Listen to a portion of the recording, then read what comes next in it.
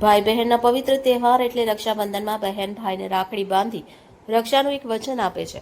આવું જ વચન અમદાવાદ સાબરમતી જેલ કેદી ભાઈઓને પોતાની બહેને વચન આપ્યું.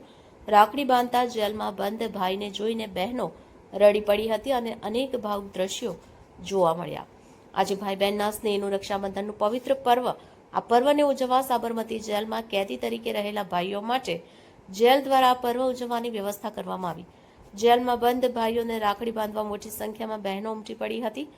જુદા જુદા ગુનામાં સજા કાપતા ભાઈને જોતા જ બહેનોની આંખોમાંથી આંસુઓ વહેવા લાગ્યા હતા.